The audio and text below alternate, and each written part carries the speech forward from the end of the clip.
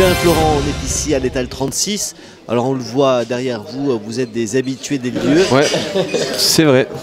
C'est votre concert gratuit pour la sortie du dernier album. C'était pour la sortie de l'album précédent, en 2015, c'était en juin 2015. Voilà, c'était à l'occasion de la sortie, on avait souhaité rencontrer les gens de Tarbes en fait, pour donner une avant-première en fait, de cette sortie. Et on s'était retrouvés voilà, devant l'étal ici, avec quelques milliers de personnes. Un chouette souvenir. Et quelques années après, c'est un nouvel album qui se prépare avec un premier single qui est sorti. Il s'appelle Je me dis que toi aussi, avec un univers différent. Alors pourquoi est-ce que l'univers musical de BDA a évolué? En fait, l'univers musical de BDA évolue comme les personnes qui le composent évoluent. C'est-à-dire que c'est vrai qu'on grandit, on vieillit, on n'écoute plus les mêmes choses et on voulait être honnête avec nous-mêmes, on voulait se dire ok, qu'est-ce qu'on a envie de faire, qu'est-ce qu'on aime, qu'est-ce qu'on écoute. Ben voilà, c'est ça en fait. Donc à la fois c'est vrai que c'est un peu risqué parce qu'on ne sait pas comment le public va réagir quand nous on est entre nous dans notre studio, la tête dans le guidon comme ça. Mais le premier accueil de Je me dis que toi aussi est assez très positif même. Donc voilà, content de voir que ce qui nous plaît à nous continue de plaire à ceux qui nous suivent. Voilà, hyper content de ce premier titre qui est quand même la vitrine de ce nouvel album. Justement, le nouvel album ressemblera à quoi? Vous êtes en train de finir l'enregistrer. C'est ça, on finit d'enregistrer.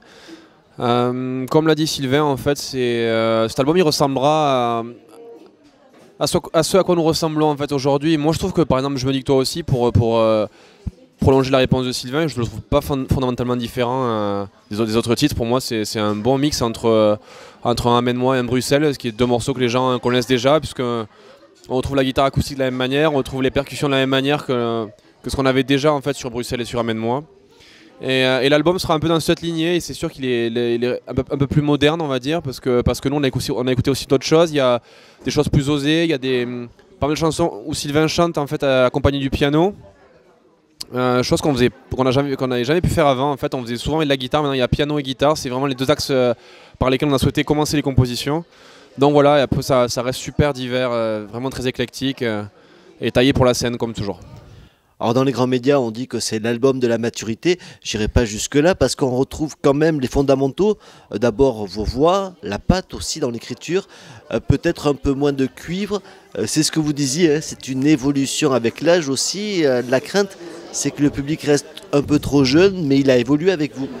De l'évolution déjà, la naturelle, puisque sur ce nouvel album, Manu et Mélissa sont partis, donc la section cuivre est vraiment réduite pour le coup.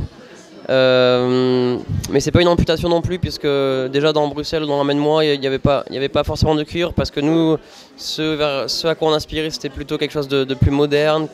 Il y avait des sonorités qu'on voulait mélanger qui étaient différentes de celles des premiers albums. Ensuite, on a peur de perdre les gens. Non, pas du tout. C'est pas fondamentalement différent. C'est toujours les mêmes personnes qui composent le groupe. C'est la même énergie, la même façon de faire, la même manière de créer cet album. Non, pas du tout. Après, le cycle naturel des choses, c'est qu'évidemment, il y aura des nouvelles personnes qui vont arriver sur le projet et d'autres qui vont partir. Mais bon, ça, c'est évident. C'est la vie. Alors quand on a fait une multitude de zéniths un peu partout en France et en Europe, quand on a même fait Michel Drucker, est-ce qu'on a encore peur de sortir un nouvel album? Moi, je pense qu'on n'a jamais peur en réalité.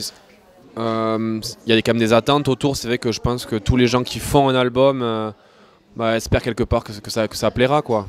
Même si le public n'est pas super nombreux, on espère toujours que ce qu'on fait va plaire, quoi. En tout cas, nous, c'est l'ambition qu'on a. On espère que les chansons qu'on est en train de faire plairont aux gens. Puis voilà, après l'envie sera vite de repartir en tournée, comme tu le disais, pour aller à la rencontre des gens, parce qu'une fois que l'album est sorti, quelque part, il nous appartient moins.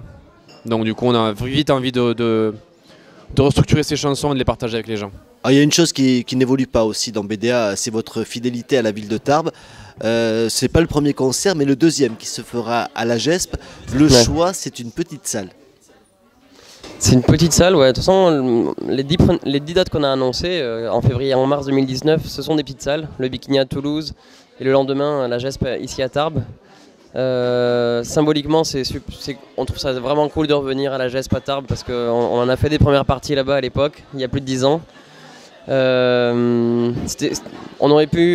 bête de ne pas le faire, vraiment. Et on est content de revenir ici.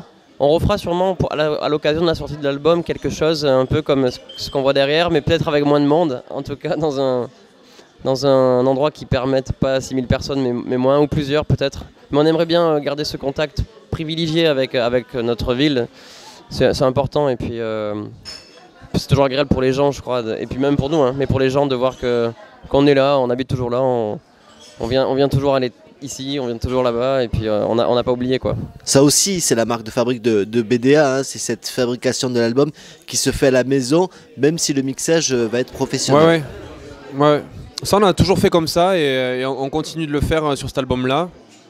Fort du succès de ce qui a précédé, c'est normal, tu vois, on se sent bien en fait en enregistrant chez nous, sans pression, tranquillement, on fait ça quand on a envie. Il y a des jours où on ne travaille pas du tout, et des jours et des nuits qu'on fait d'affilée. Voilà, c'est ce qui a fait la réussite des précédents albums, je pense, en tout cas. Moi, ce qui nous permet en tout cas d'avoir cette liberté artistique vraiment, vraiment totale. Et puis voilà, on prend vraiment plaisir à le faire comme ça entre nous. Et puis comme tu l'as dit, l'étape de mixage que nous on maîtrise pas, on l'a confié à des professionnels. Mais voilà, la recette est la même. Espérons que le succès soit le même. Alors, je me dis que toi aussi est sorti. Les premières dates que vous le disiez, le 21 février au Bikini à Toulouse, le 22 février à la GESP à Tarbes, il y aura aussi le 20 mars à l'Olympia à Paris. L'album, lui, ce sera le 31 août. Exactement, le 31 août, sortie de l'album qui s'appelle... Je sais pas comment il s'appelle.